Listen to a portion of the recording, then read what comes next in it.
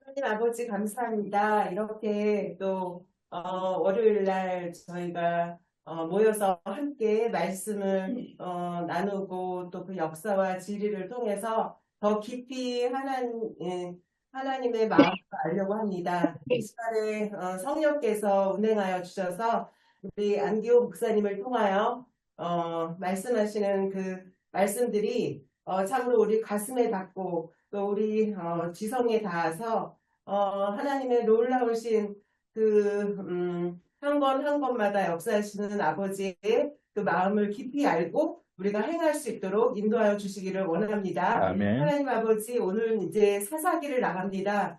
여호수아에서 전쟁에 승리하게 하신 하나님을 찬양합니다. 우리의 인생도 어렵지만 힘든 고비가 있었지만 하나님께서 방금 우리 박미 지기님이 나눈 것처럼 하나님 승리하게 하시는 하나님이심을 감사합니다.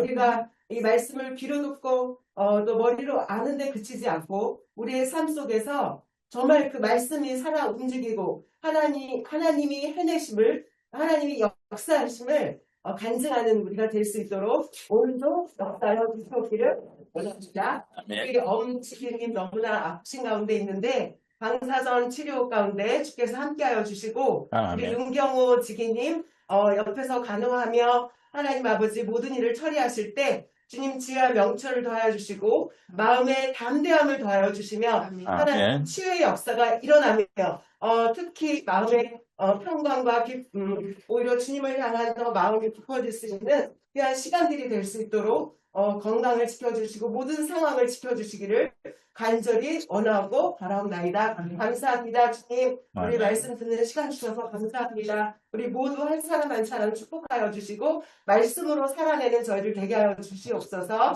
감사드리고 예수님의 이름으로 기도합니다. 아멘. 아멘. 아멘. 지금 잘 나오고 있습니까? 그러면은 이제 그거는 끄셔도 될 것 같습니다. 소리가 울리는 것 같으니까. 어, 예. 거기 앉으시겠습니까? 누구? 네. 오늘부터는 이제 사사기를 들어가는데요.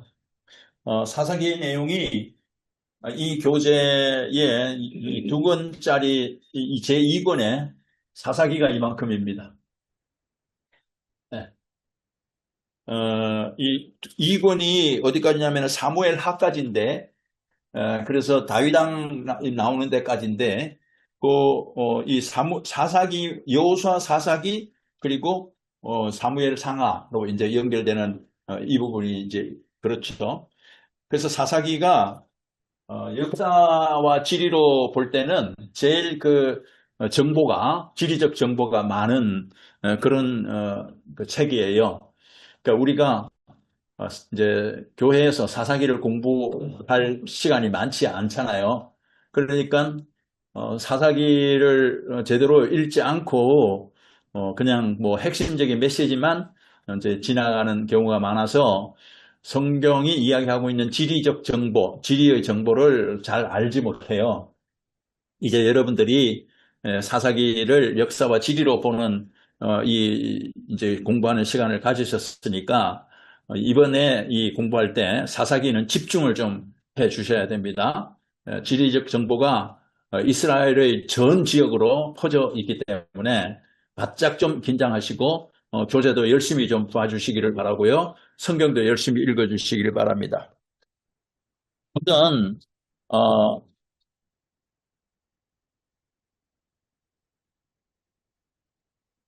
사사기의 그 역사적인 배경은 지금 이 사건이 지금 일어난 그 시기가 이렇게 출애굽하는 시기가 언제냐부터 시작을 해가지고 좀 갈려요. 한 200년 정도 차이가 있는데 이것은 크게 문제가 될 것 같지는 않고요. 우선 사사기로 들어오게 되면 이게 지리와 그리고 이 사사기의 메시지, 성경의 내용을 한번 간단하게 살펴볼게요. 첫 번째 1장에 가면은 이스라엘 이야기가 나오게 되면서 미정복 지역에 관한 이야기가 나옵니다.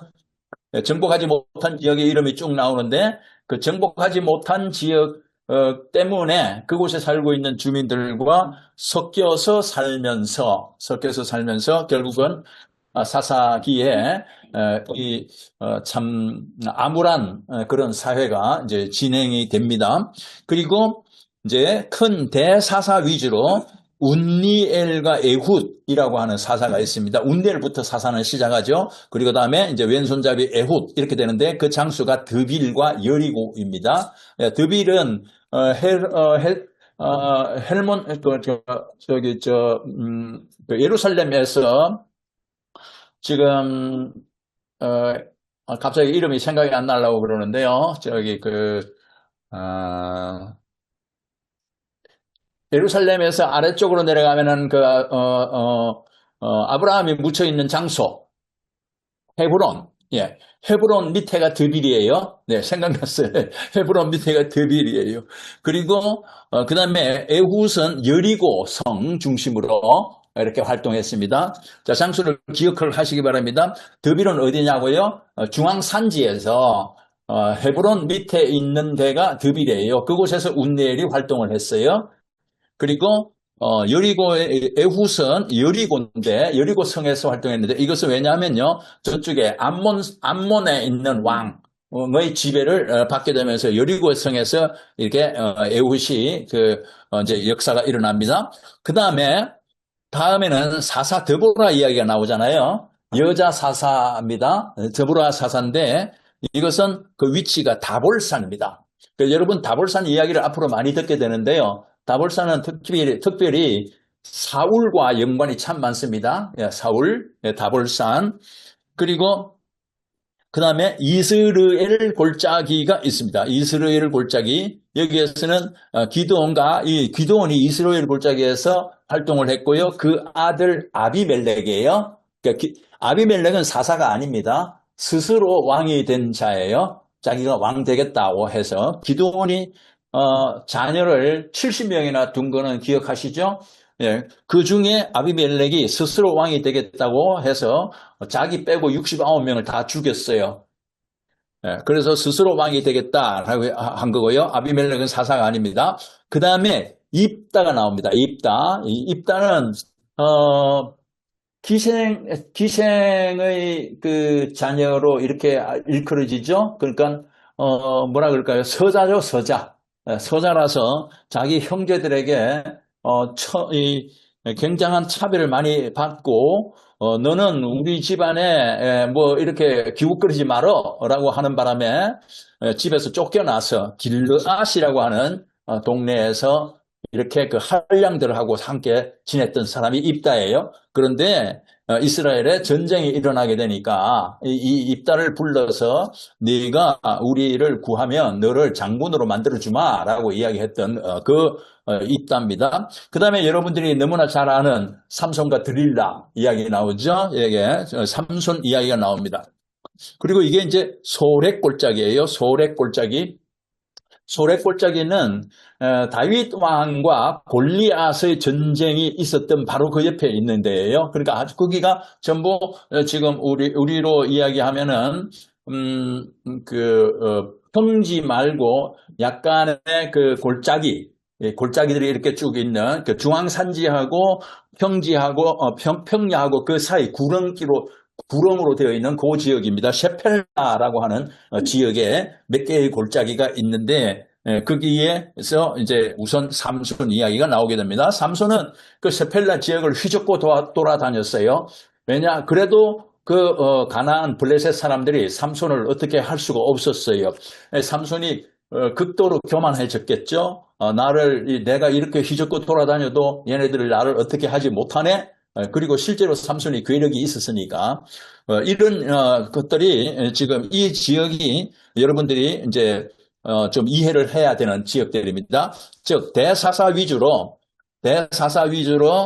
지리를 보십시오. 여기가 드빌, 여리고, 다볼산, 이스라엘 골짜기, 길르앗 그리고 소렛 골짜기 이렇게 해서 드빌, 여리고, 다볼산, 이스라엘, 길르앗, 소렛 해서 6개 지역이 나오잖아요. 대사사가 6명이에요.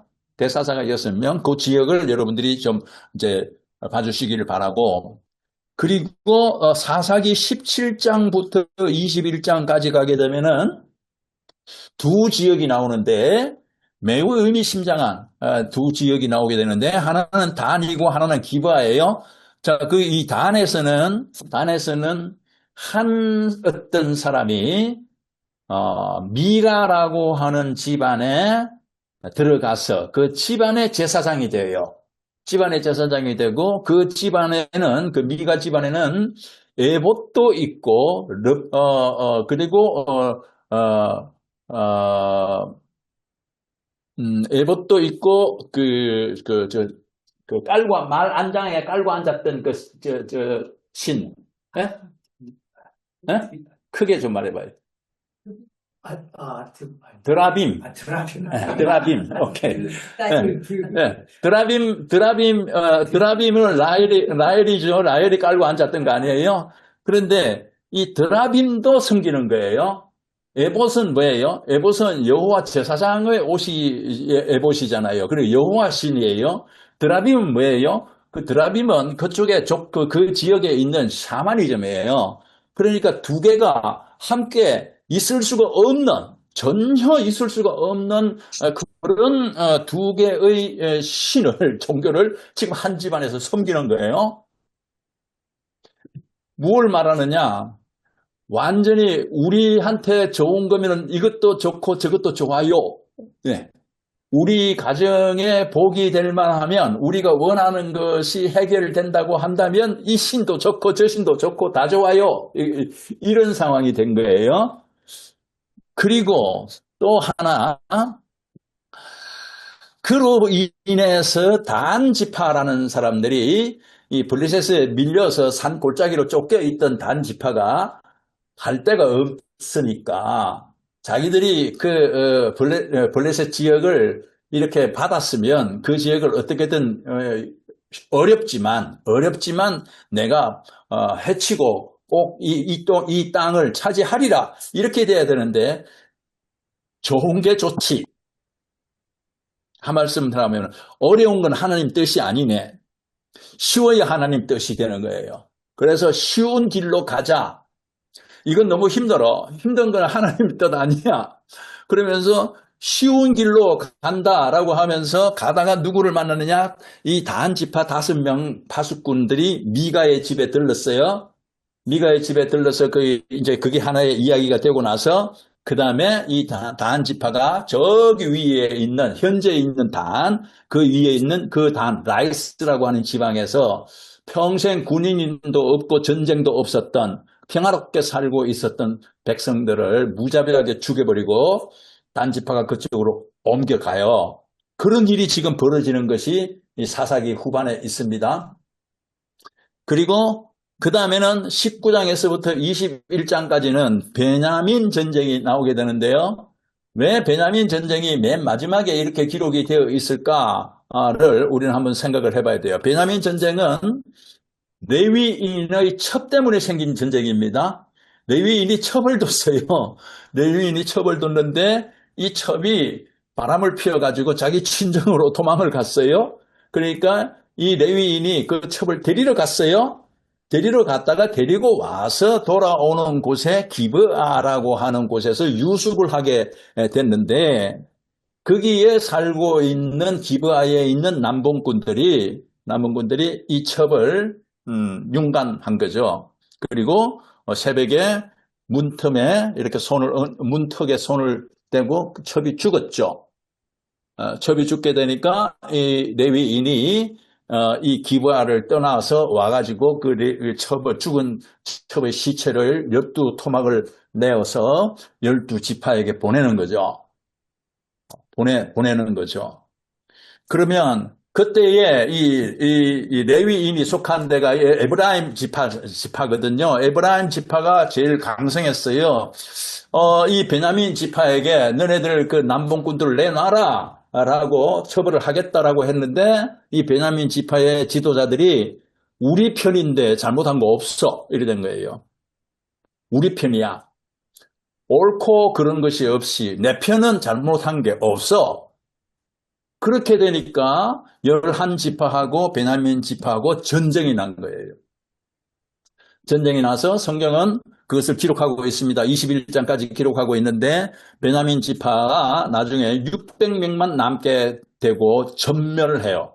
남자가 600명만 남게 되고 전멸하고 어느 지역으로 립몬바이 틈으로 숨었다 이런 이야기까지 다 나오는데 우리가 공부하게 될 겁니다.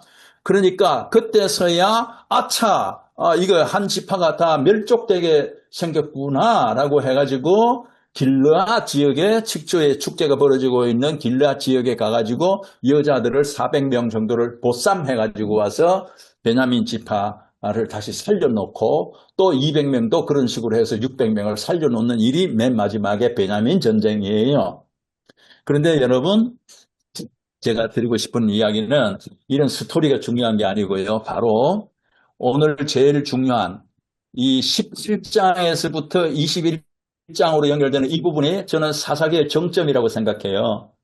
그리고 제의 이런 생각이 틀렸지 않고 옳다라고 하는 것들을 공부를 다시 하면서 알게 됐어요. 여러분 17장에 나오는 사람의 이름이 나오는데 우선 지파가 누구냐부터 봐야죠. 그죠? 지파는 레위 지파입니다. 레위인이 나와요. 기브아 전쟁 때에도 지금 그 원인이 누구냐고요? 조금 전에 제가 말씀드렸죠? 레위인이에요. 레위인이에요. 그리고 놀랍게도요. 이 17장, 18장에 가게 되면 그 레위인의 족보가 나오는데요. 한번 찾아보실래요? 여러분.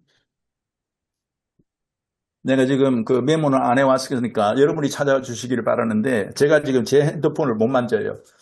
18장, 사사기 18장의 맨 아랫부분으로 끝절로 가게 되면 이 레위인의 족보가 나와요. 누군지 처음 읽는 사람이 한번 큰 소리로 읽어봐 주세요.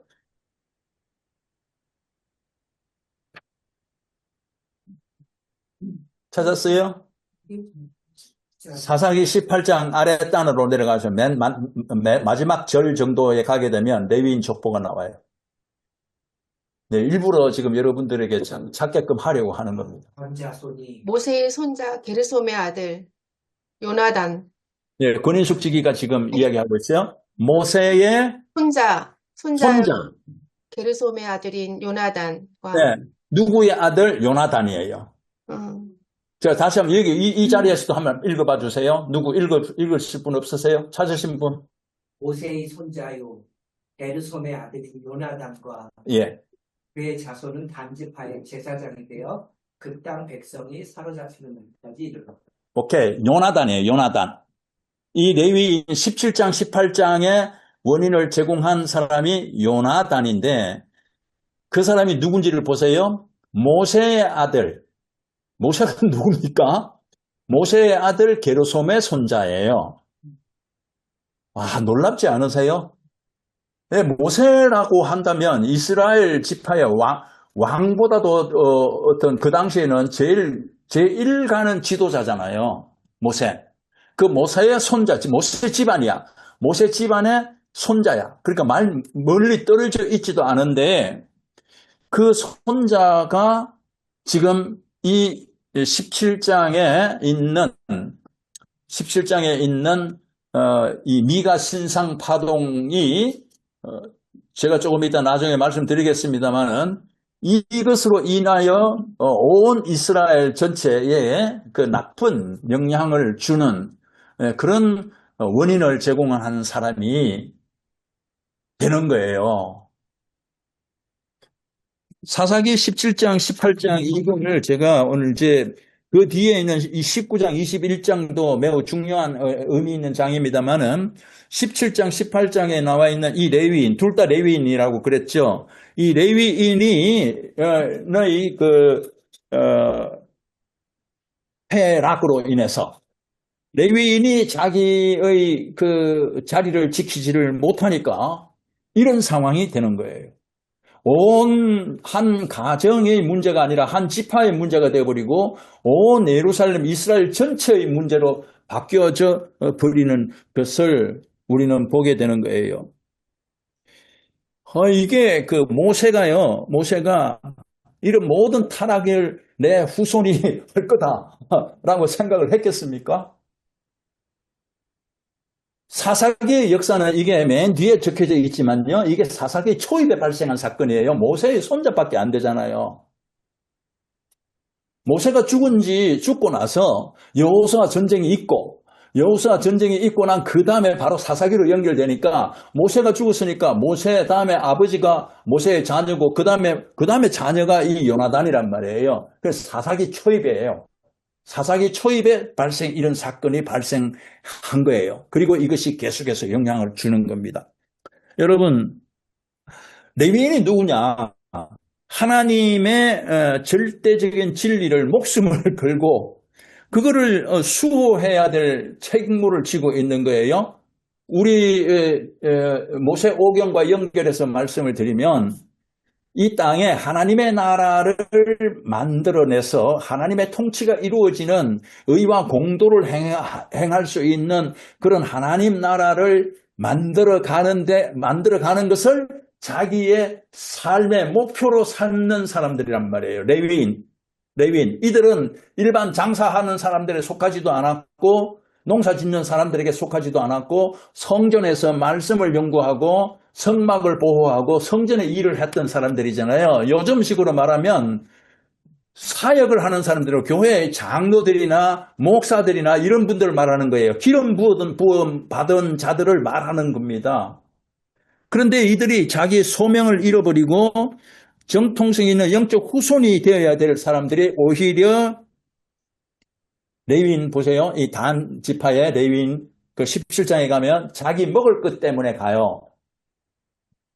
1년에 옷 한두 벌 더 해주고 한 달에 얼마씩 주는 돈 때문에 그것 때문에 이 안락함을 택한 거예요. 안락함을 택하고 자기의 사역을 포기하고 먹을 것을 택하기 위해서 미가의 집에 들어가서 미가의 집에 제사장으로 가는 거예요. 그게 있을 수도 없는 일인데 어떻게 하냐면요. 왜냐하면요. 실로라고 하는 지역에 이미 중앙 성막이 있어요. 중앙 성막이. 그러면 하나님께서 여호수아 때에 다른 가나안의 산당에서 예배를 드리지 못하게 했어요. 왜냐하면 예배를 드리는 그 순간 가나안 신들과 혼용되는 것을 그런 위험을 막으려고 중앙 성소에서만 예배를 드려라 라고 이야기하고 딱 콕 찍어준 데가 실로예요. 실로. 그러면 그게 여호수아 때 실로, 사사기 때도 실로예요. 그리고 연결되어 오는 사사기 초입에도 실로라고 하는 예배를 드려야 하는 장소가 바로 옆이에요. 그런데 지금 이 미가가 일어나고 있는 것은 실로 바로 옆이거든요. 그 옆에 성전이 있어요. 엄청난 좋은 성전이 있는데 자기 집에 별도로 에봇 만들고 아까 이야기한 뭐더라? 깔고 앉은 거? 드라빔. 네. 그것을 만들어가지고 레위인한테 내가 여기로 와서 우리를 섬겨줘. 자기들의 종교적 니즈를 충족시키는 것으로 레위인을 잡아당겼고 그 레위인은 자기 먹을 것 때문에 옛살 하고 중앙성소가 옆에 있으면 뭐해? 내 입에 뭐 풀칠 안 해주는데 이러면서 거기를 간 거예요. 그 결과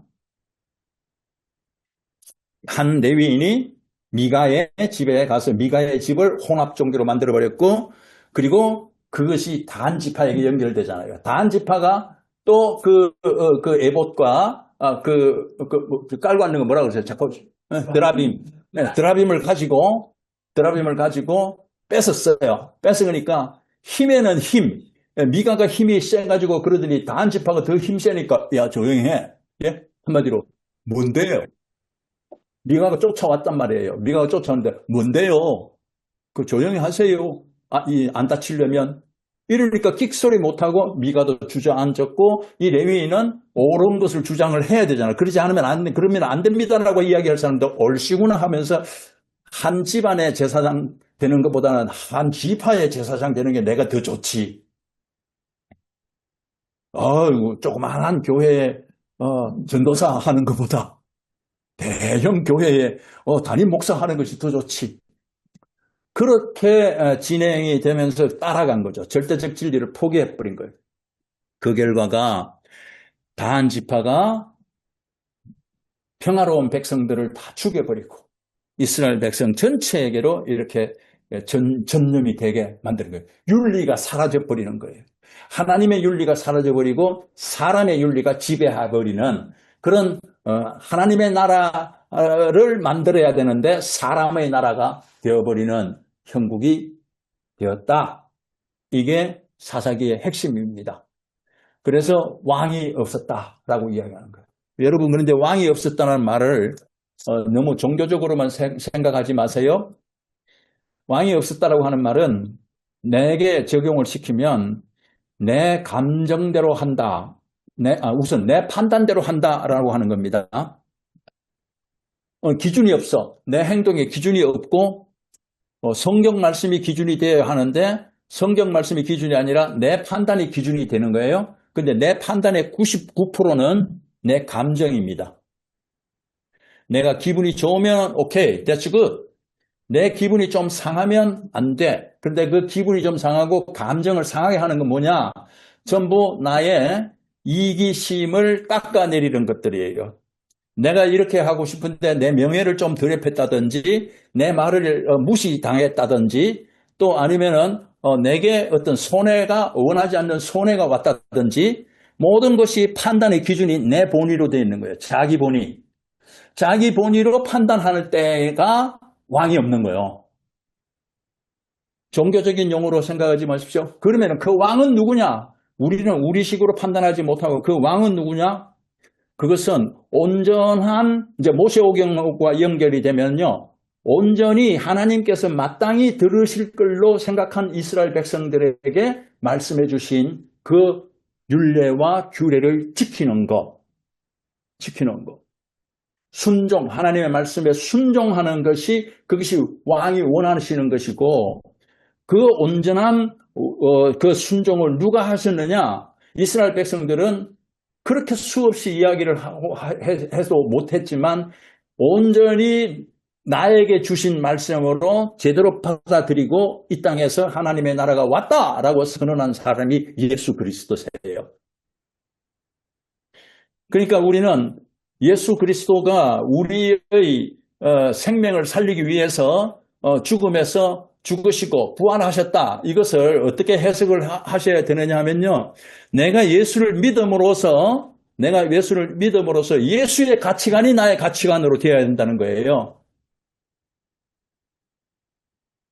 내 판단의 기준과 내 삶의 어떤 기준이 예수의 이름이 되어야 되고 왜냐하면 예수님이 하나님이 원하는 의와 율도를 다 지키신 분이시니까 그것이 나의 기준이 되어야 한다. 근데 그걸 우리는 못하죠. 사람의 힘으로는 그걸 어렵죠. 그러니까 주의 성령으로 그리스도의 영이 나를 온전히 지배하도록 내 마음을 열어드리고 그 말씀에 순종하는 훈련을 해야 하는 것이고 말씀이 늘 들어와야 돼요. 말씀을 여러분들이 하루라도 읽지 않으면 곧바로 그 사이에는 사단의 생각이 들어와요. 즉 내 마음대로의 생각이 들어오게 된다니까요. 여러분들이 말하는 거 하나, 판단하는 거 하나에 모든 것 하나하나에 전부 말씀이 기준이 되어야 하는데 그것이 안 돼요.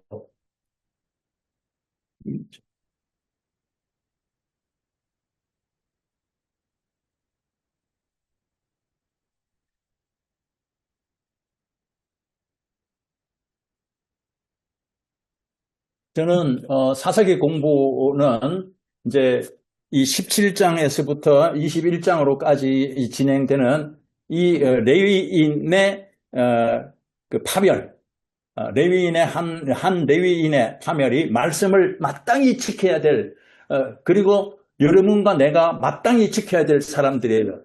꼭 교회 장로와 목사들만이 아니에요. 여러분들이 성전이잖아요. 여러분들 가슴 마음속에 하나님이 계시는 것이고 마땅히 여러분들이 제사장적 역할을 하시는 것이잖아요. 기도할 때만 내가 제사장 하는 게 아니라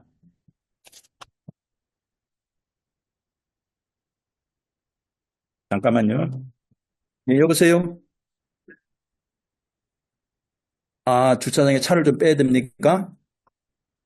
네, 알겠습니다. 네.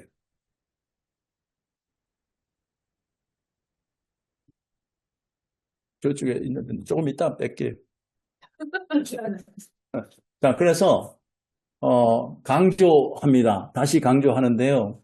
우리는 습관적으로 매일 말씀 읽으셔야 돼요. 네, 습관적으로 매일 말씀 읽으시고 그 다음에 또 습관적으로 아까 박미지 님이 정죄감이라고 이야기했는데 정죄감에서 빠져나오셔야 돼요. 왜냐하면 승리하신 예수 그리스도를 우리가 구주로 믿으니까. 그 빠져나왔는데 무엇 때문에 빠져나왔는지를 알아야 돼. 무엇 때문에 정죄감에서 속해 있지 않도록 했는지를 알아야 돼요. 그게 뭡니까? 의와 공도의 하나님 나라를 살도록 하기 위함이에요. 그런데 사는 것이 내 멋대로 살면 안 된다는 거예요. 내 멋대로 살다가 망하는 것이 신명기 8장. 배 부를 때에 네가 했을 거라, 네가 했다라고 이야기할 거다, 이런 거잖아요. 그렇게 되는 거니까. 그러니까 성경의 원리가 매일매일 우리의 삶을 주장할 수 있도록 그렇게 말씀으로 무장하시고 또 말씀으로 기쁘게 그 말씀을 이행하면서 서로 나누고 서로 이렇게 격려하고 하는 이런 것이 매우 필요해요. 제가 지금 나가고 있는 교회가 좀 큰 교회를 나가고 있는데 성가대에 들어가서 공동체 지금 성가대 한 4개월 가까이 되거든요. 좀 이제 마음에 좀 실망이 왔어요. 마음에 큰 온 실망은 성가대에서 확 서로 환영하고요. 그 기쁨이 넘쳐요. 뭐 누가 이야기하면 확 소리 질러주고 이래요. 무슨 저기 그 여고생 교실에 있는 가서 뭐 하는 것처럼 확 기뻐요. 그 4개월이 지났어요, 지금. 옆에 사람과 대화가 한마디도 없다는 것. 제 식으로 볼 때는 이건 공동체가 아니다. 그저 찬양을 하기 위해서 모여서 찬양하는 것으로 기뻐하는, 내가 하는 그것이지. 아니, 공동체가 옆 사람과 나눔도 없고 옆에 사람이 누군지도 모르고 이것은 좀 아니다 하는 느낌이 지금 오고 있어요. 그러면서 그것을 이제 좀 보완하기 위해서겠죠. 순 모임이라고 하는 곳에를 제가 이제 몇 번 나갔었는데 거기도 한 6, 7명씩 이렇게 이제 해서 해주는데 유일하게 대형 교회에서 신앙생활을 하는 분들이 그 순 모임에서 나눔을 조금 나누는 것과 그 다음에 나머지는 자기가 봉사하는 곳에서 이렇게 하는 것, 그것으로서 자기의 크리스천으로서의 그 섬김을 다 하는 것과 같은 그런 만족감을 느끼는 것 아닌가 하는 생각이 조금 들고 있어요. 좀 더 자세히 봐야 되겠지만. 왜냐하면요, 제가 이야기하는 것은 리스판스를 해야 돼요. 크리스천의 사랑은 이게 콜링에 대한 리스판스가 있는 거거든요. 사랑이라는 게 그런 거잖아요. 누가 나에게 요청하기 이전에 내가 그분을 쳐다보면 그분의 콜링이 뭔지를 내가 알 수 있고 그분에게 내가 리스판스 하는 거예요. 응대하는 거, 대답하는 거예요. 부름에 대답하는 거예요. 그게 사랑이거든요. 책임이고, 리스판스빌리티가 그래서 책임이라는 말로 번역이 된 거지 않습니까? 그게 리스판스라는 게 관계, 뭐 이런 뜻이거든요. 응대하다, 관계하다. 이런 뜻인데 그게 이제 정해지기를 책임이라고 하는 말로 썼죠. 굉장히 딱딱한 용어가 돼버렸죠. 근데 관계를 말하는 거죠. 그 공동체는 관계가 있어야죠. 근데 불행히도 너무 전부 좋은, 그러니까 방긋방긋 웃는 관계는 있는 것 같은데 정말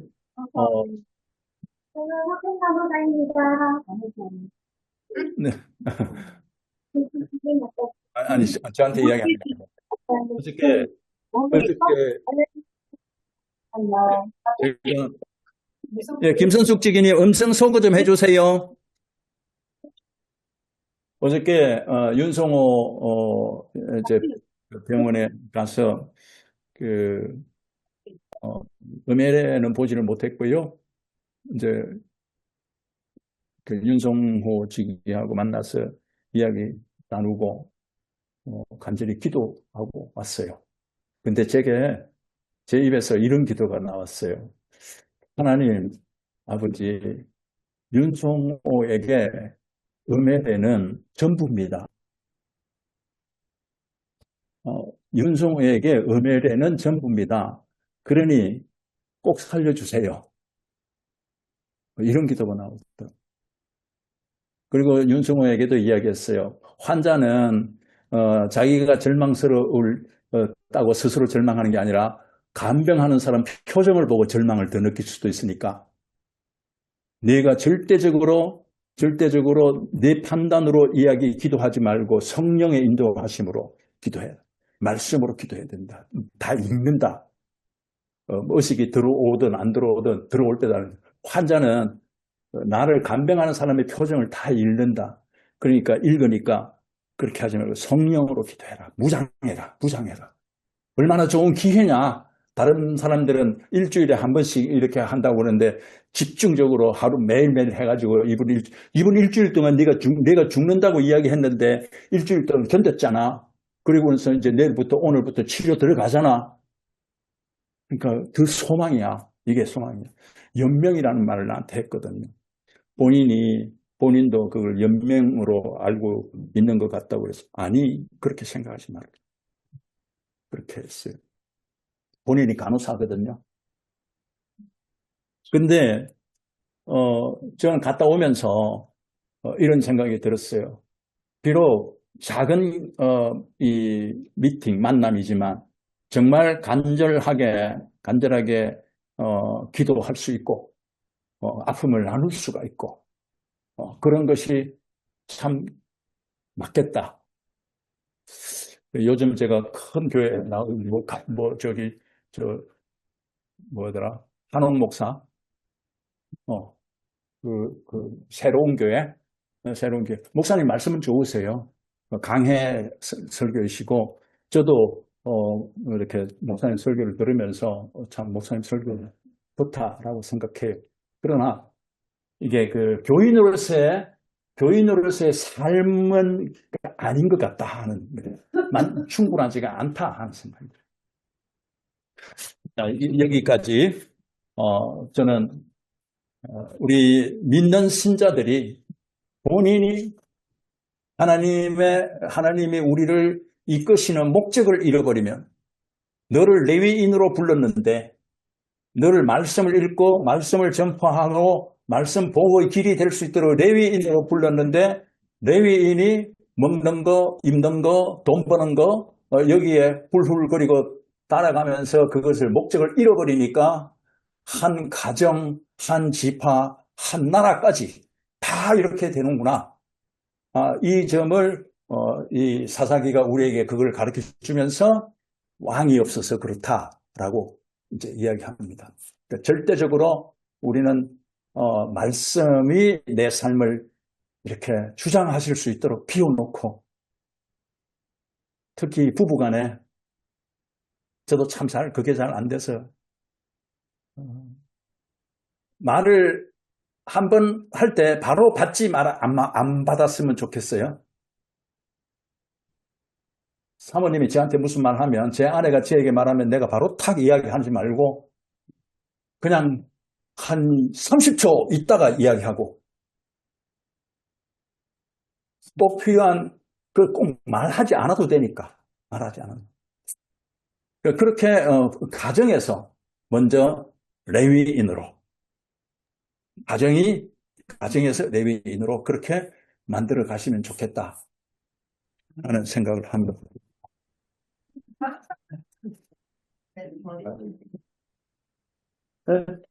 빼고 오시죠. 아니, 차를 저쪽 길가에 세워놨기 때문에 괜찮아요.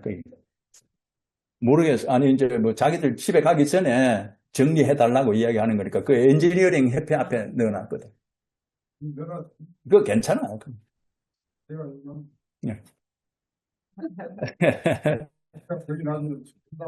네. 그러면 이제 제가 오늘 제가 이야기를 많이 했습니다. 근데 사사기를 다 공부했어요. 이제는 이제 여러분들이 사사기를 읽을 때, 지리적인 부분들을 하나씩 하나씩 이렇게 해 나가도록 하겠습니다.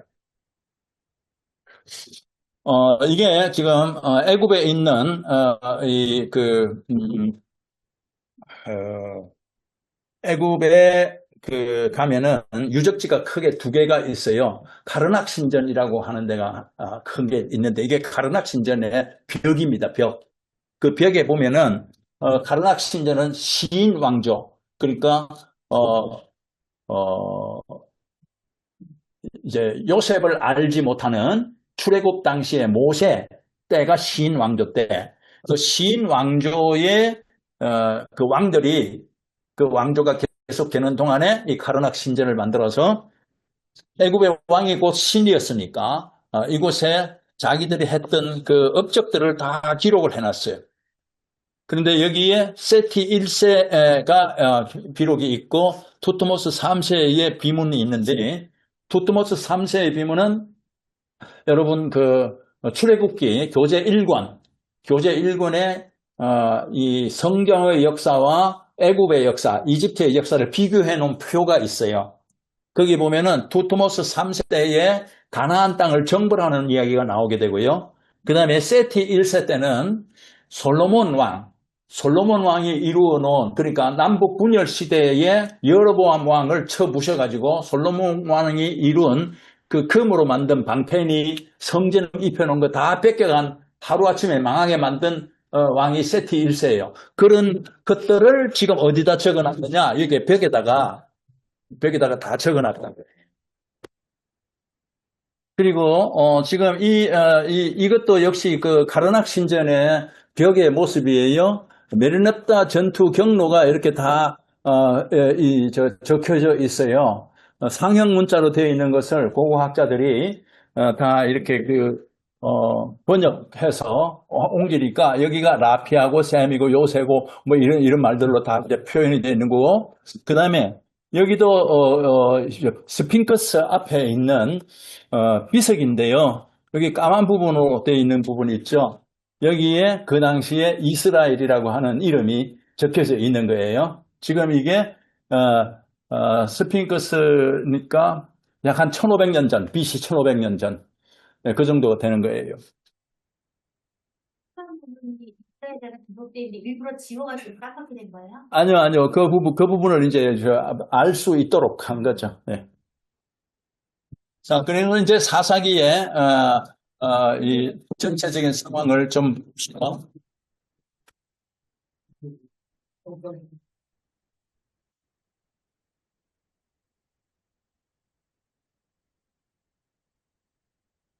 무슨 다이어그램입니다.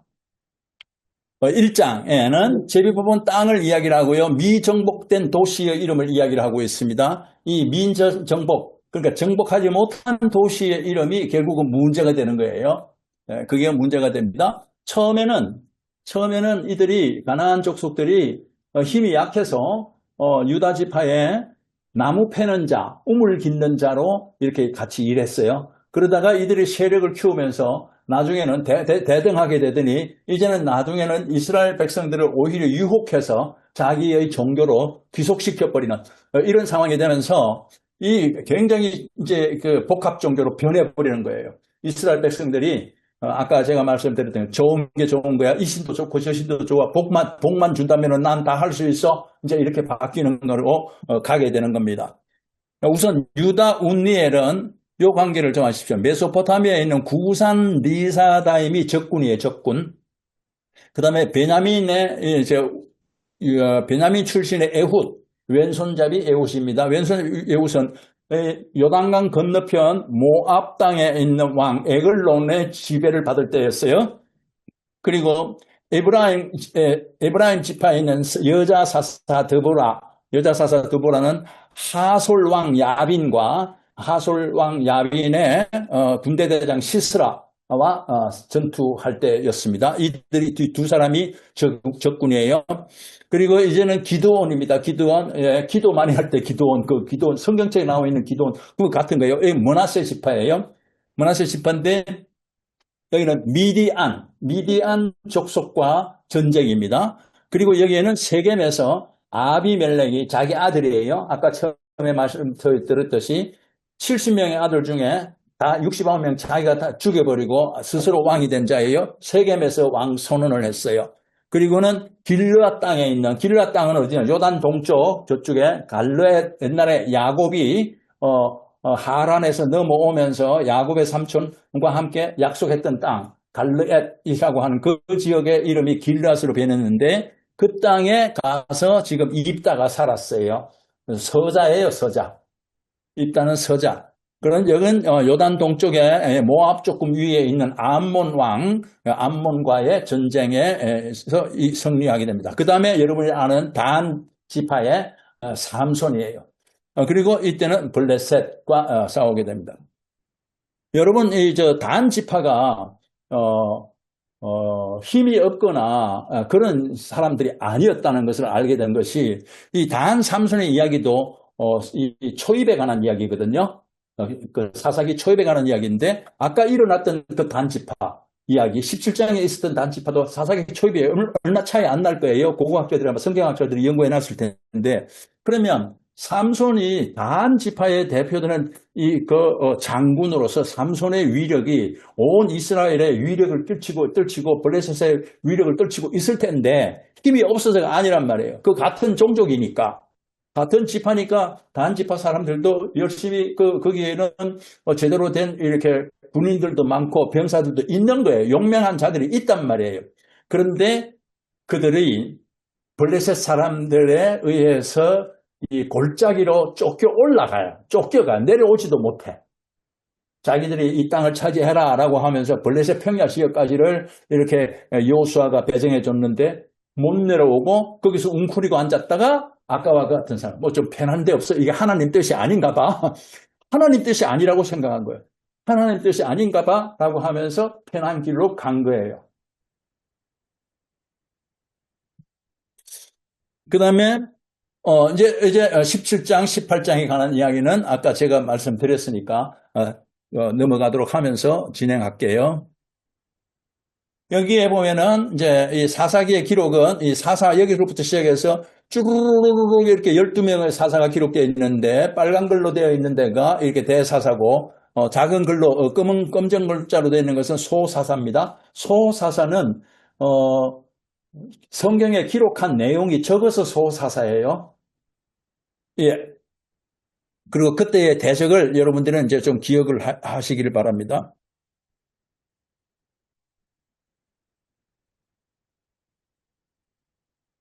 우선 성경은 온니엘 사사로부터 이야기를 시작합니다. 그러면 두 번째 에후스로 갑니다.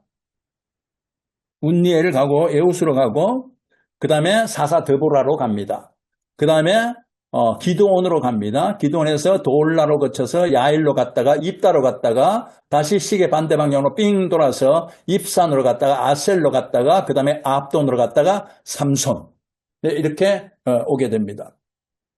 이것이 지금 성경이 이야기하는 사사기의 그 기록의 순서인데요. 이렇게 보시면 아시는 바대로 각 지파에 한 명씩의 유명한 소위 말하는 그 유명한 어떤 그 지도자들을 내세워서 사사기를 기록을 했다.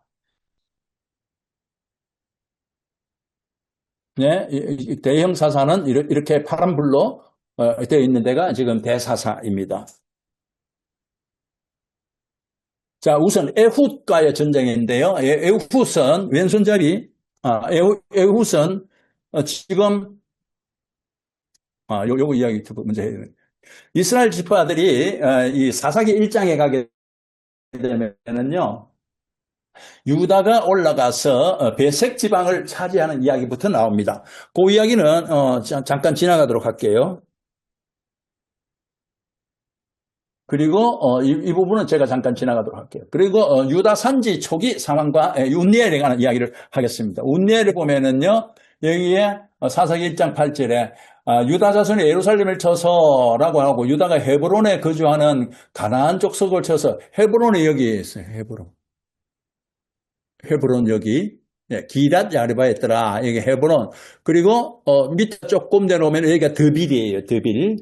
중앙산지길입니다. 이들이 어디로 가느냐? 쭉 내려가면 여기에 브엘세바가 나와요. 브엘세바. 그러니까 족장의 길에서 헤브론에서 브엘세바로 연결하는 이 도로네, 이 당시에 여기에 이 드빌 이쪽에가 지금 가나안 족속과의 경계선이에요. 가나안 족속.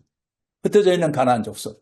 그래서 이 헤브론에서 가나안 족속을 싸워서 이기고 거기서 더 나가서 드빌의 주민을 쳤으니라고 해서 여기 더 내려가서 드빌의 주민을 친 거예요. 이곳의 원래 이름이 기럇 세벨이었더라라고 성경에 기록하고 있습니다.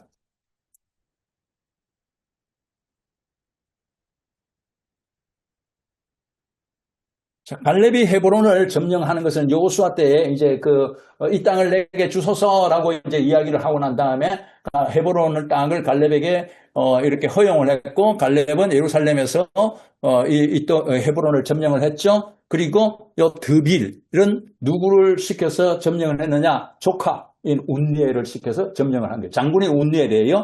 네.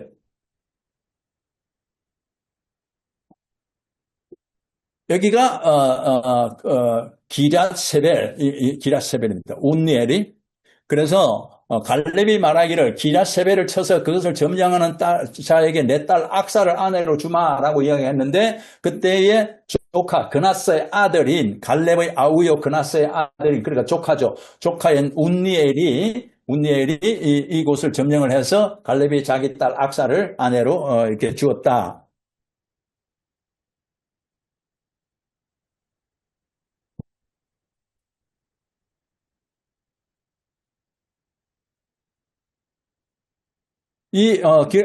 운니엘이 기럇세벨에 있을 때에 구산 리사다임에 있는 부산 리사다임이 8년 동안을 괴롭혔어요. 이렇게 사해를 건너서. 여기 지금 길이 열렸거든요. 건기 때가 되면 사해를 건널 수가 있습니다.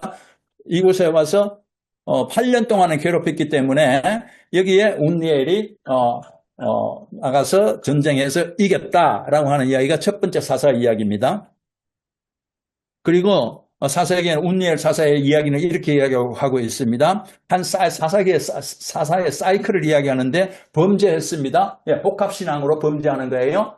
복합신앙으로 범죄한 거예요. 하나님을 모르는 게 아니에요. 하나님 다 알아요. 하나님 다 아는데 나는 이것도 좋아요 라고 이야기한 거. 무슨 이유로? 아까 단지파의 영향. 그 단지파는 나중에 어떻게 됩니까? 그게 금송아지 놓게 되는 거고요. 요한계시록에 가면은 놀라운 일이 생기는데요. 우리가 그 말은 잘 인용을 하진 않잖아요. 14만 4천. 14만 4천을 잘 인용하지 않는데, 그건 뭐 이상한 종파 때문에 잘 인용을 하지 않지만, 요한계시록 7장에 보면은 생명책에 기록된 자들이 12만 명, 그러니까 12,000명씩 이렇게 따라서 나오는데요. 한 지파별로. 거기에 단 지파는 없어요. 지파 자체가 요한계시록에 없어요. 이게 단 지파로 인하여 그 악함을 온 이스라엘에 이렇게 퍼지게 만든 지파가 이제 단 지파잖아요. 그 단 지파는 요한계시록에 생명책에 아예 없습니다. 이런 게 없습니다. 저녁에 집에 가서 한번 찾아보세요.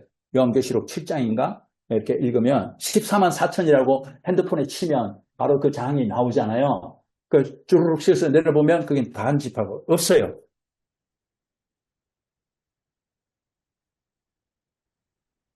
자, 그렇게 해서 복합신앙으로 이끌었던 이것도 좋아요, 저것도 좋아요 라고 이야기하고 또 하나님이 이렇게 소명으로 준 것은 이거 어려운 거는 내 뜻이 아니에요. 하나님 뜻 아니네요. 쉬운 길로 갈 거예요. 라고 이야기했던 그 단지파가 빠져버린다는 것은 우리에게는 너무나 충격적인 거예요. 지금.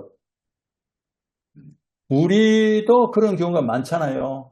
뭘 하다가 내게 실제로는 나한테 이득이 안 돼서 그러는데 나한테 뭔가 이렇게 좀 어려움이 오거나 이러면 이거 하나님 뜻이 아닌가 봐. 아닌 것 같아요. 라고요. 좀 쉽게 뭐가 잘 되면 이거 하나님 복 주셔서 그런가 봐.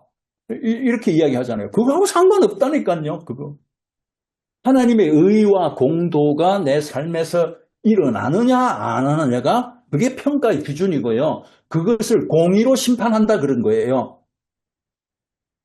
계시록에 보면 하나님께서 세상을 공의로 심판한다. 근데 세상만 공의로 심판하는 것이 아니라 우리 개인도 공의로 심판하는 거고 그 공의가 하나님 나라의 삶이에요.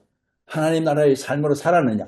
물론 우리는 영악하고 우리 속에 있는 악한 계계들이 많아서 우리 힘으로 못 살죠. 우리 힘으로 못 사니까 성령의 힘으로 사는 거예요. 성령의 충만함으로 판단하고 성령의 충만함으로 초이스하는 거예요. 초이스하는 거예요. 그렇게 했을 때에 지금 성령의 충만함으로 돌아왔을 때 우리가 회개가 일어나는 거예요. 회개하지 않는 인생은 성령 충만이 안 돼서 그런 거예요. 십자가 앞에 가서 회개의 눈물을 쏟을 수밖에 없어요. 성령이 충만하면 하나님의 말씀이 100% 옳고 나는 온통 죄인일 수밖에 없는데 내 속에 들어있는 것은 온통 악함이요. 선한 것이라고는 하나도 없는 걸 내 스스로 보게 되는데 어떻게 눈물 흘리며 회개하지 않나요? 그 회개하지 않는다는 것은 성령이 그렇게 감동을 안 준다는 이야기거든. 성령이 감동을 안 준다는 것은 성령 충만 없다는 이야기예요. 그 십자가 앞에서 그저 기쁘기만 하냐? 그거 참 희한하다. 어떻게 하나님을 찬양하면서 기쁘기만 하냐? 어떨 때는 특히 이번 이 부활절 찬양이라 이럴 때는 보면 고난절이나 이러면 우린 찬양 이번에 십자가라는 찬양을 불렀는데요. 나중에 조성은이가 작곡한 참 좋은 찬양이에요. 그런데 찬송가를 딱 들고 와가지고 십자가 이렇게 나라라 라라라 또 맨 마지막 구절 후렴 그게 이렇게 촥 십자가로 끝나. 저는 찬양 때 지휘할 때 이런 대목에 뭐라 그럴까? 가슴에서부터 이렇게 어떤 밀고 올라오는 막 부끄러움이라고 표현할까? 못 견뎌하고 그랬거든요. 그러니까 성령의 감동이 있는 자가 자기가 십자가 앞에서 어떻게 하나님의 은혜를 기도하지 않을 수가 있냐 이거지. 내 잘한 게 뭐가 있다고. 오늘도 이 부족한 나를 오늘도 하나님의 뜻대로 살지 못하고 있는 저를 그래도 하나님 다시 은혜로 힘주셔서 다시 붙드시고 다시 길로 인도하시고 그러니까 여러분이 기도할 때요. 여러분의 기도가 이거 주세요라고 하는 것 기도 말고 하나님의 은혜가 내게 충만하도록 기도하세요. 하나님의 은혜가 하나님의 말씀이 내게 살아있고 하나님의 은혜가 오늘도 나를 새롭게 하고 성령이 오늘도 나를 추동하여서 그 길을 가도록 계속 자극하도록 그렇게 기도하세요. 기도의 내용을 말씀을 붙잡고 기도하라는 내용이 그 말이에요. 내 생각과 내 감각대로 기도하는 것이 아니라는 거죠. 그렇게 해서 회개가 일어나야 그런 회개가 일어나야 하나님께서 그 음성을 들으시고 불쌍히 여기셔서 그들을 다시 구원하는 거예요. 구원, 사사기의 행태가 우리에게 일어나는 겁니다. 그러니까 범죄는 복합신앙으로 범죄하는 거예요. 복합신앙으로 범죄하는 거고 회개는 성령 충만이 없으면 하나님의 영에 감동되지 않으면 회개가 일어나지 않아. 그러니까 회개가 일어난다라고 하는 것은 하나님의 마음이 내 마음이 하나님에게 비추었다는 이야기하고 같은 거고요. 그 거울에 비춰진 내가 그 앞에 꼬꾸라지는 것과 같은 거예요. 내 속에 있는 검은 것들이 다 눈앞에 드러나요. 그리고 이것은 시스템으로도 가야 돼요. 제도 그리고 법률 여기까지 확장이 되면서 사회 구조도 그렇게 바뀌어져 가도록 해야 되는 게 크리스찬의 하나님 나라를 세우는 기둥들입니다. 개인들만 하는 게 아니고. 그래서 지금 우리 정태경 지기님한테 제가 이따만한 책을 하나 드렸거든요. 한번 보여봐 주세요. 이따만한 책인데요. 문제 나 이거 좋아하실 것 같아요. 농사 짓지 말고 책 두께를 한번 보세요. 살아생전. 지난번에 소개해 주신 그 책이죠. 예. 모세오기 그런 게 있어요. 저는 우리 정 박사가 이 책으로 인해서 자기 신앙의 완벽한 근거를 저는 가질 거라고 확신합니다. 책을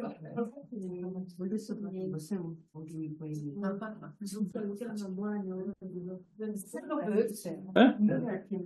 하시는 분들 좀 보여주시라고. 이 책, 오케이. 이거 보여요? 책 두께가 이렇습니다. 잠깐만.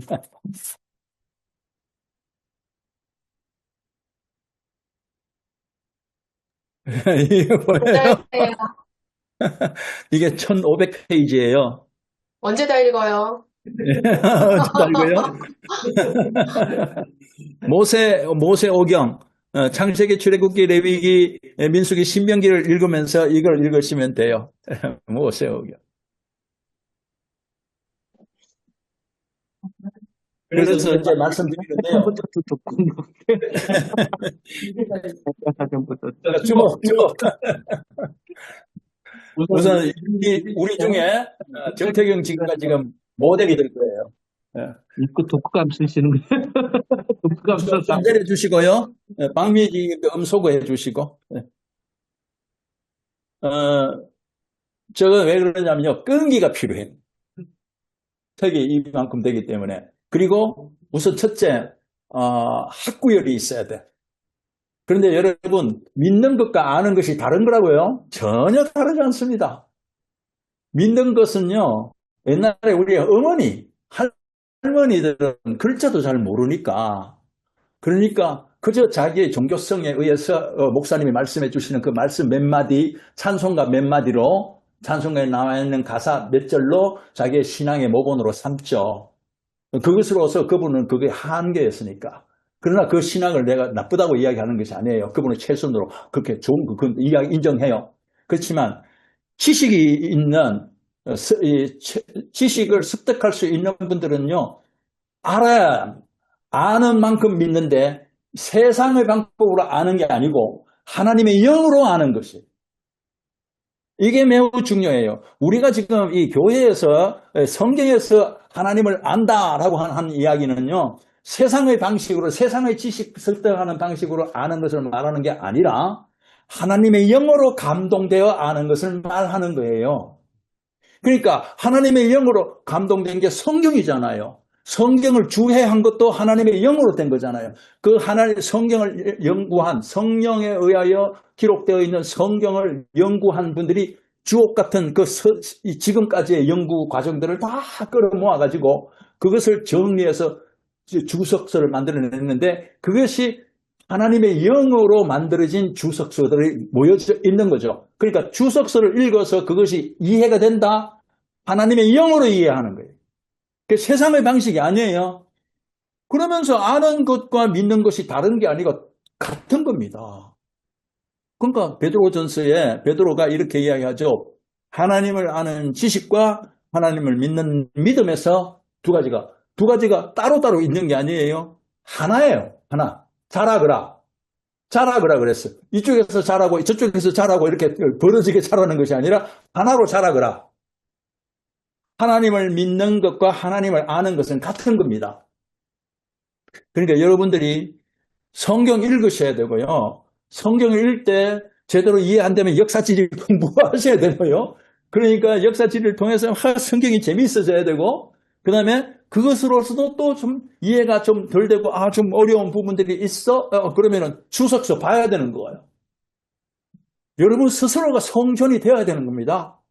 누가 해주지 않아요. 아니 아까 봤잖아요. 모세의 손자 요나단 봤잖아요. 아니 모세가 그 위대한 모세 오경을 쓴 분인데 그리고 모세의 제자들이 그 모세 오경을 근거로 해서 다 가지고 모세 오경을 직대성화했는데 그 모세의 아들의 아들이야. 요나단이. 그런데 봐, 복합신앙에 걸려가지고 완전히 이스라엘을 배려버리게 만들잖아요. 개인적인 거예요, 성경. 공부해야 돼요. 공부하지 않으면 안 돼요. 이거 우리 자녀들이 성경을 알아야 되고, 여러분들이 이제 전도사가 좀 돼주셔야 돼. 그래서 제 1차 목표, 이거 내가 웃으면서 이야기하는 건데, 다음번에 우리 사당 통통에 여러분들이 1 플러스 1 해서 다시 오기. 네. 예. 아멘. 1 플러스 1 해서 다시 오기. 한번이 다음을 말하시는 거예요? 네. 예, 9월부터 시작하는, 이제 다음, 이렇게 캠프 끝난 이후에. 아니, 그러니까 1 플러스 1이라고 한 말을 유념하십시오. 요즘 1 플러스 1은요, 하나 값으로 2를 받는 거예요. 그러니까 저는 우리 인원이 지금 몇 명 안 되는 거지만은, 저는 1 플러스 1 하라고 총무한테 제가 지금 권유할 테니까, 우리 멤버 중에서 모시고 오면 그냥 한 사람 것만 받으시면 안 되냐 하고 내가 물어볼 거예요. 권한은 총무님뿐 아닌데. 시기 어려운데. 이런 말씀을 듣고 너무 표정들이 전부 다 밝아지시는데. 이분 어렵다 그러는데. 자, 다시 정리합니다. 범죄는 어떤 범죄냐? 하나님의 이름을 모르는 범죄가 아니었고, 이름 알았어요.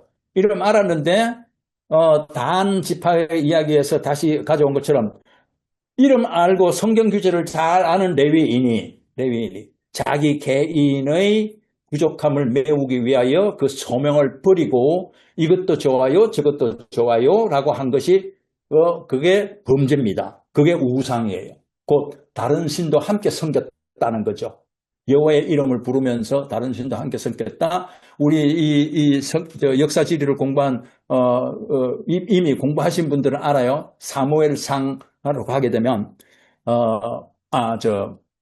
열왕기상으로 가게 되면 갈멜산에서 그 선지자 엘리야가 바알 선지자하고 그리고 그 여신, 예? 아스라. 아니, 이사. 아니, 이름 세자. 이세벨. 이세벨 말고, 이세벨은 딸이고, 뭐 이렇게 막. 예, 젖가슴 달고 있는 거. 아세라. 오케이. 예, 아세라. 오케이. 아세라와 여호와를 동시에 섬기는, 그게 토기에 나왔잖아요. 예? 여호와와 아세라의 이름으로 축복하노라. 그거 공부했잖아요, 우리. 그게 여러분들 이제 처음 하시는 분들 꼭 배우게 되는데요. 그게 엘리야 시절에 바알 선지자와 아세라 선지자들을 다 죽였는데, 바알 선지자만 죽이고 아세라 선지자는 죽였다는 말이 없잖아요. 아세라 여신을 섬기는 그 선지자들이 살아남아가지고 그것이 그 혼합 종교의 그 사회의 문화가 돼버린 거예요. 그러니까 여호와의 이름으로 축복하고 여호와의 이름 따로 축복하고 아세라 이름으로 따로 축복하고 아니고 여호와의 이름 플러스 아세라 같이 축복하는 거예요. 그게 복합신앙입니다. 그게 범죄예요. 그게 범죄. 우리 오늘의 크리스천들은 그거 잘 생각해야 돼요. 우리가 기복에만 집중하면 우리도 똑같은 거예요. 똑같은 거예요. 그러니까 내 삶에서 사업을 하되 뭘 하든 하나님의 의와 공도가 그곳에서 나타나야 돼. 그것이 죽으면은 안 되는 거예요. 그건 하나님 나라가 아닌 거예요.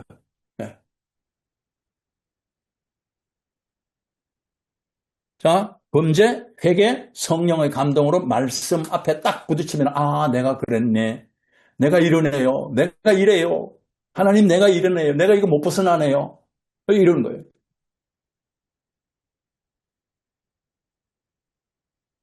자, 구산 리사다임.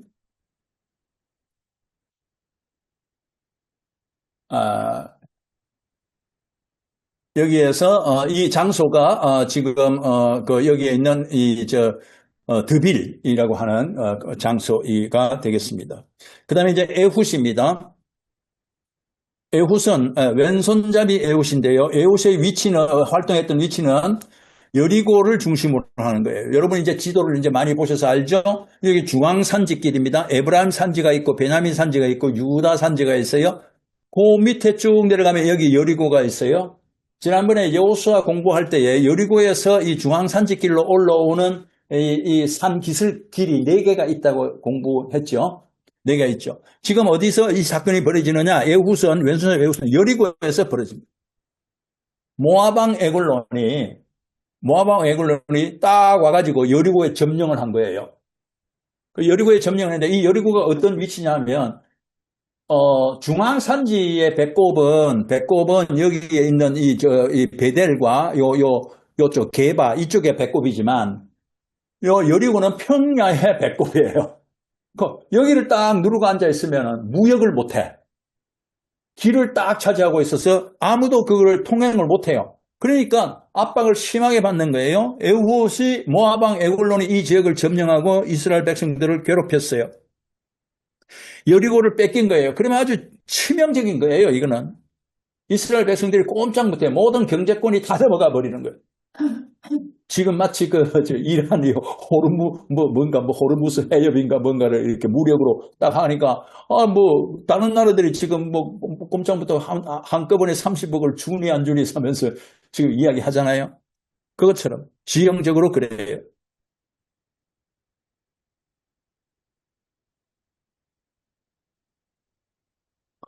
그래서 이때에 이 베냐민 산지에 있던 에훗이 이렇게 내려갑니다. 내려가서 이곳에서 여리고에서 이제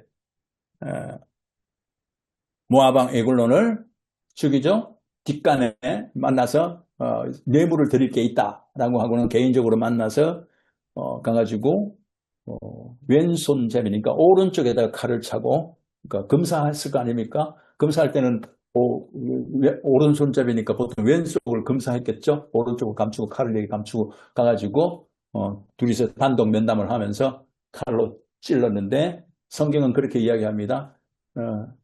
그 기름이 엉켜서 그죠? 에글론에 기름이 엉켜서 칼이 빠지지 않았다라고 이야기하고 에글론의 군사들은 서늘한 곳에서 일을 보는 것 같아요. 화장실에서 일 보고 있는 걸로 생각을 했다는 거죠. 그리고 에훗은 도망친 거죠. 그것이 지금 이제 이 두 번째 에훗. 예, 이렇게 됐습니다. 자, 그래서 성경의 사사기 3장에 나오죠. 여기 지금 보면 왼손잡이 에훗이라 사사기에 나오는 사사들의 특징을 가만히 보면은요. 정상적이지 않은 평가를 받는 분들이 많았어요. 남들이 보기에 아유 좀 많이 좀 빠지네 뭐 이런 사람들이 있잖아요. 여기 지금 왼손잡이는 우리 어릴 때도 오른손잡이 왼손잡이 이러면서 글씨를 왼손으로 쓰면 학교에서도 오른손으로 써라 그러면서 뭐 혼내기도 하고 그랬잖아요. 그것처럼 과거에도 왼손잡이는 이렇게 그 좀 능력이 떨어지는 자로 인정이 됐거든요. 그래 왼손잡이. 그래서 에글론에게 공부를 바칠 때에 에브라임 산지에서 내려갔다는 거죠. 에브라임 산지. 에브라임 지파다라고 하는 겁니다. 그리고 사사기 3장에 넘어가게 되면은 원수인 모압을 너희 손에 넘겨주었느니라 하며 무리가 에훗을 따라 내려가 모압 맞은편 요단강 나루를 장악하여 한 사람도 건너지 못하게 하였고 라고 하는데 이 요단강 나루가 여리고하고 바로 붙은 지역이니까 세례 요한이 세례터하고도 비슷한 위치일 것이다 라고 짐작합니다. 여기가 여리고.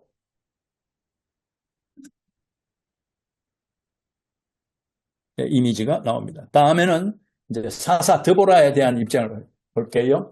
여자 사사이잖아요. 여자 사사.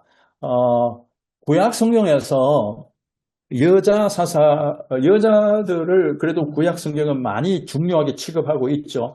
우리가 잘 아는 대로 여호수아의 정탐꾼을 숨겨준 기생 라합을 이제 다룰 뿐만 아니라 지금 또 여기서는 이제 여자 사사 드보라를 지금 다루고 있습니다.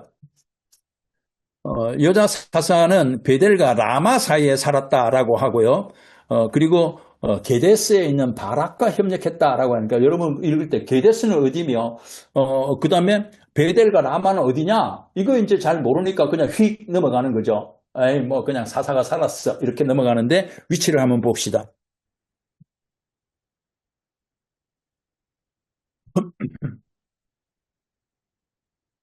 사사는 에브라임 지파 사람이에요. 에브라임 지파 사람인데 게데스는 어디냐? 여기가 게데스예요. 빨간 거. 그러니까 군대 장관은 적군은 누구냐? 여기는 하솔 왕 야빈이에요. 하솔 왕 야빈. 그리고 군대 장관은 하루셋 탁고임에 있는 시스라예요. 그리고 드보라는 라마와 베델 사이에 거주했어요. 자, 우선 드보라 편, 우리 편은 누구냐? 드보라는 여기는 게데스고 여기는 베냐민인데 이 중앙산지예요. 중앙산지를 자세히 보면은 드보라가 이쪽에 라마와 베델 사이에 있다라고 하는 거예요. 라마가 베델이 여기, 베델, 라마 여기, 여기에 있었다. 굉장히 떨어져 있었죠. 그래서 게데스에 있는 아들 바락을 부른 거예요. 바락을 불렀어요. 확대해 보면 이런 거죠. 지금 여기 하솔왕 야빈이 있는 곳은 여기. 그 다음에 전쟁을 하게 되는데 드보라는 여기. 그 다음에 가나안군은 여기. 드보라는 다볼산에서 1만 명을 모아가지고 다볼산으로 올라갔어요. 다볼산으로 가니까 이 하솔 장군 시스라가 이끄는 가나안 연합군은 오른쪽에 여기 있으면서 여기서 이 드보라를 이 다볼산을 포위해서 다 죽여버리려고 어디를 건너가야 하느냐? 여기 이스라엘 골짜기를 건너가는 거예요. 근데 이스라엘 골짜기로 표현됐습니다만 넓은 평원이에요. 평야예요. 곡창지대예요. 여기는 토지가 땅이 얼마나 깊은지요. 충적토에 완전히 충적토에 돼가지고 10m, 20m를 가도 바위가 안 나올 정도로 땅이 깊은 곳입니다. 그런 곳인데 여기에 지금 전쟁을 해요. 하솔왕 야빈이 지금 군대를 모아서 이쪽에 가나안군이고 시스라가 여기를 지금 쳐들어가는 거죠. 그런데 이 시절에 가나안군은 뭐가 있었느냐? 병거가 있었다는 거죠. 철병거, 바퀴를 이용을 했어요. 바퀴를 이용했는데 병거는 두 사람이 타요. 한 사람은 말을 몰고 다른 한 사람은 말을 타고 가면서 화살을 쏘아가지고 이렇게 죽이는 거예요. 요즘식으로 전차예요. 전차. 근데 이스라엘 사람들은 이 철병거가 없어요. 가나안군은 철병거가 있고 그러니까 병거가 있으니까 넓은 평원지대는 전부 병거 전차 부대고요. 이스라엘 군대는 그냥 이렇게 죽창 같은 거 이런 거 뭐 들고 있으니까 이거 이제 유격전을 쓰니까 산골짜기 위주로 지금 전투를 하는 거예요. 전쟁의 터가 그런 거예요. 전차가 있는 것은 평지를 차지하고 있고 이스라엘군은 산길을 차지하고 있는 이런 대치된 전선을 가지고 있는 거예요. 그런데 지금 이제 전쟁을 하기 시작했습니다. 그러니까 다볼산에 있으니까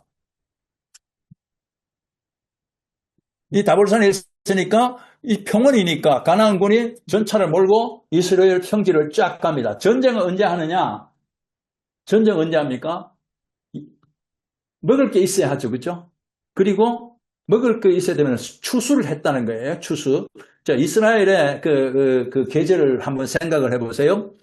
늦은 비, 이른 비 이런 이야기 나오죠. 그죠? 그 늦은 이른 비는 언제 나오냐? 10월부터 11월 이때 내리는 비에요. 씨를 뿌릴 수가 있어요. 그리고 늦은 비는 언제냐? 2월 3일경이에요. 2월 3일경에 비가 살짝 와줘야 이삭이 충실하게 익어요. 그래서 고기가 건기예요. 우기예요. 우기. 그래서 오순절에 우리 초실절도 3월, 4월에 이렇게 초실절 열매를 맺어요. 그 시기가 우기예요. 우기. 그러면 식량을 수확을 하고 난 다음에가 이제 4월, 5월 되는데 4월, 5월 되면 우리는 그때 한참 보리 심을 때고 뭐 밀농사 지으려고 하지만 이스라엘은 그때부터는 이제 사막에서 이 더운 바람이 불어오기 시작하면서 건기가 되는 거예요. 그럼 전쟁 언제 하느냐? 건기 때 한단 말이에요. 뭐 먹을 게 있어야지. 왜냐면 민병되잖아. 농사도 짓고 뭐 이렇게 해야 되니까 요즘 우리처럼 직업군인이 아니니까. 그러니까 농사일 끝내고 먹을 거 챙겨놓고 그 다음에 전쟁하는데 그게 건기란 말이에요. 그러니까 지금 건기에 전쟁을 해. 건기에 전쟁을 하니까 평원의 지역에서 확 달려가니까 이스라엘 더더욱이 얘들은 900성 정도 되는 전차들이 있었잖아요. 철병거. 꼼짝 못하고 졌죠. 뭐 이스라엘 백성들이 겨우 10,000명밖에 안 모여있고 철병거는 하나도 없고 그런데 어떻게 됐느냐. 이스라엘 상대도 안 되는 싸움인데요. 이 사사기의 드보라를 읽으면 좀 상세하게 되어 있지는 않은데 결론만 딱딱 내놓고 있는데 가나안군이 시스라가요 져가지고 졌어요. 져서 어떻게 가느냐 이렇게 붙었죠. 그러니까 시스라는 어디로 가느냐 이렇게도 도망왔지만은 시스라는 반대편 쪽으로 도망가요. 나머지 가나안군들은 왔던 대로 쫓겨가는데 시스라는 이렇게 반대편 쪽으로 가요. 여기서 무슨 일이 벌어졌기 때문에 시스라 장군만 따로 떨어졌느냐. 이게 매우 중요하죠. 한번 보세요. 이렇게 반대쪽으로 가다가 누구한테 죽게 되느냐? 누가 죽게 되느냐 하면 야엘한테 죽습니다. 여인 야엘. 여인 야엘이 유대인 야엘인데요. 시스라 가족하고는 이렇게 뭔가 좀 아는 사이였는데 이 야엘은 장막 치는 데 전문가예요. 요즘도 우리 텐트 치잖아요. 텐트 치면은 이렇게 대고 딱 한번 때리면 땅에 팍 들어가는 거죠. 장막의 전문가예요. 장막이. 그러니 야엘이 시스라를 데려와서 이불로 덮어줘요. 피곤을 풀어주죠. 우유도 먹였겠죠. 곤이 잠자죠. 그 곤이 잠자는 시스라의 정수리에 장막 치는 그 말뚝을 대고 망치를 한 번에 딱 때려서 기절. 장막을 뚫었죠. 그렇게 성경이 그렇게 이야기를 하고 있어요. 자, 야엘에 의해서 이렇게 죽게 됩니다. 자, 구체적으로 한번 봅시다. 사사기 4장과 6절에 보면은 라마와 베델 사이, 우리 사사기 읽을 때 왜 성경 구절이 자꾸 이렇게 보여주느냐. 사사기 읽으시라고. 읽을 때 이거 떠올리면서 읽으시라고. 라마와 베델 사이 드보라가 종려나무, 이게 종려나무예요. 종려나무. 대추나무, 대추열매라고, 대추야자 열매. 그게 종려나무. 거기에 살고 있었는데, 그 다음에 6절에 보면은 드보라가 아비노함의 아들 바락을 납달리에 있는 게데스, 납달리 지역 어딘지 아시죠? 납달리 쪽 갈릴리 바다 쪽에 있는 게데스에서 불러다가 야, 하나님이 이렇게 멸하지 않았느냐? 납달리 자손과 서불론 자손 10,000명을 데리고 다볼산으로 가라 그러지 않았냐? 그러니까 네, 알았습니다 하고 가는 거예요. 그래서 아비노함의 아들 바락이 성경을 읽는 거죠. 다볼산에 오른 것을 사람들이 적군 대장 시스라한테 알린 거예요.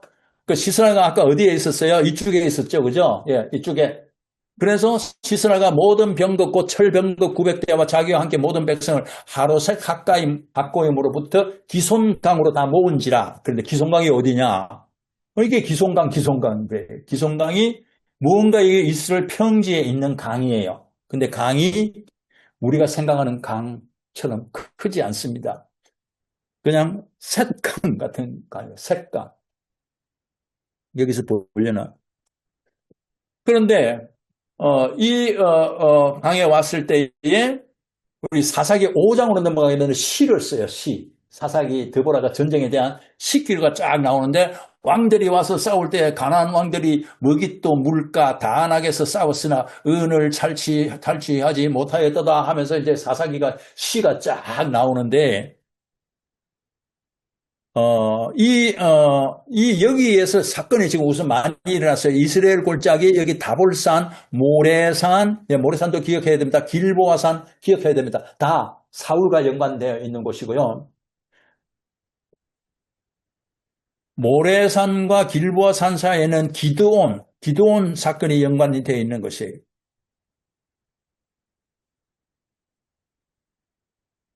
자, 그런데 건기 때 전쟁을 시작했는데 하나님께서 이 건기의 전쟁을 어떻게 변화를 시켜가지고 지금 철병거들이 꼼짝 못하게 돼버리는 사건이 일어나는 거예요. 가지 않습니까? 다볼산으로 향해서 가는데 붙었겠죠. 여기가 지금 가다가 성경에 의하면은 자 여기서 봅시다. 기송강이 그 무리를 표류시켰으나 라고 하는 건데요. 기송강이 어디 있을까요? 기송강은 옛강이라 그러면서 사사기 5장에는 기송강이 그 무리를 표류시켰으니 이 기송강은 옛강이라 내 영혼아 네가 힘 있는 자를 밟았도다 하면서 사사기에서 하나님을 찬양해요. 여기 다볼산과 이스라엘 골짜기에 있는 작은 내입니다. 내. 그래서 사사기 4장을 이야기를 이제 쭉 들어보면은 바락 앞에서 시스라와 그의 모든 병과 그의 온 군대를 칼날로 혼란에 빠지게 하심에 시스라가 병거에서 내려 걸어서 도망했다 그랬어요. 걸어서 도망했다. 아니 도망을 하려면 쫓아서 도망을 가야 되는데 걸어서 도망갔다. 쫓아갈 입장이 안 된 거예요. 이 지역이. 왜 그런가? 성경 전체적으로 보면은 하나님께서 건기임에도 불구하고 비를 내리셔서 철병거가 이 지역을 다 이 지역을 다 이렇게 진흙탕으로 만들어 버려요. 철병거가 무겁잖아요. 바퀴가 진흙탕에 다 범벅이 돼 꽂혀버렸어. 움직이지를 못하니까 그리고 철병거가 무용지물이야. 비가 왔으니까 활도 무용지물이야. 화살이 느슨해져서 나가질 않아. 그러니까 이스라엘 백성들에게 쫓겨서 도망가는데 철병거를 이용해서 말을 하고 못 가니까 내려서 걸어서 도망갔다라고 지금 기록하고 있는 겁니다. 이것은 이 기송강이 비가 와서 범람해서 철병거가 잠기게 된 것을 말하고 있습니다. 땅이 질퍽해져서 옴짝달싹도 못하는 건데 우리나라로 따지자면요. 우리가 모신기 할 때에 논에 물 대고 쓰레기를 해놓은 거 그때 쓰레기를 해놨는데 거기에 바퀴가 철병거가 들어앉았다라고 생각을 하시면 지금 드보라의 전쟁을 이해하는 데 크게 도움이 되는 것입니다. 하나님께서 건기임에도 불구하고 하나님의 백성들을 돕는 방식으로는 기상을 자연 조건을 변화시켜서 하나님의 백성을 이렇게 승리로 이끌었다. 여기가 기손강입니다. 한번 보시면요. 기송강인데 늪지대처럼 되어 있죠. 그죠? 예. 글쎄요. 얼마나 넓을까요? 여기 지금 다리니까요. 한 6, 7m, 요 다리가 보통 차 2대 정도 가면 그 정도면 조금 넘네요. 그죠? 폭이. 근데 여기 깊이가 깊은 것이 아니라 너비가 저 정도인데 이렇게 비가 와서 넘쳐버리는 거죠. 강둑이 없어지고 넘쳐버리는 거죠. 이것이 이제 드보라 때의 이야기. 그리고 이곳에 가서 이렇게 진흙구덩이에 들어갔으니까 이들이 이제 이미지로 보면 이렇게 바퀴가 빠지게 잠기게 되고 칼날로 혼란스럽게 했다라고 하는 식기로 이렇게 정리가 되는 것입니다. 자, 기송강이 여기 있네요. 네. 기송강의 모습이 이 가운데 있는 늪지대입니다. 얕은 지대로 되어 있죠. 그리고 요 위에 있는 이 그림이 철병거로 지금 전쟁하는 모습입니다. 바퀴가 여기 있고요. 말이 2마리가 끌고 있고요. 그다음에 군사가 2명입니다. 한 명은 운전을 하고 한 명은 화살로 쏘는. 요 화살 보이죠? 화살 보이죠? 네. 이게 철병거. 그래서 우리 식으로 이제 이야기하자면 요단강도 마찬가지입니다만 요단강 그래서 처음에는 저는 한강만 한가 생각했는데요. 한강은 그냥 요단강 건기 때는 우리 교회 저기서 여기까지 정도 폭 될까요? 한 20m, 30m 폭밖에 안 돼요. 네. 자, 그래서 지금 게데스에 가까운 사람 나무리에 장막을 친 사람이 하나 있는데 헤벨입니다. 헤벨. 예, 헤벨. 그 헤벨의 아내 야엘이 장막에 시스라가 도망친 거예요. 그럼 원래 유목민들 사이에는 장막에 방문하는 사람들을 환영했습니다. 그러니까 호의적으로 받아들이는 거예요. 그게 유목민들의. 그러니까 시스라도 받아들였으니까 안심하고 그가 자고 있을 때에 말뚝을 관자놀이에 박음에 한 방에 박았을까요? 두 방에 박았을까요? 예, 한 방이죠. 예. 그 두 방에 박으면 자기가 죽죠. 그 깨어났으면 죽는 거죠. 그냥 되고 딱 한 번 쳤는데 이게 지금 성서학자들은 그렇게 이야기합니다. 야엘의 아내가 유목민의 아내로서 장막을 만드는 것은 그 당시에 다 여자분들의 그 일이었다는 거죠. 그래서 텐트 치는 건 전문가였다는 겁니다. 자, 우리가 성경에서 그런 것까지 이제 읽을 수가 있습니다. 예, 그 텐트가 지금 보입니다. 예, 이게 지금 요거죠. 지금 말뚝 밟는 거. 요 말뚝으로 그렇게.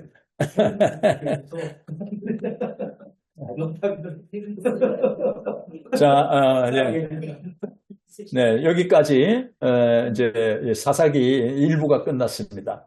사사기가 내용이 굉장히 많아서 1부, 2부 이렇게 강의로 나누고 진행을 합니다. 우리도 이 교재 순서에 맞춰서 1부, 2부 나누어서 진행을 하는 겁니다.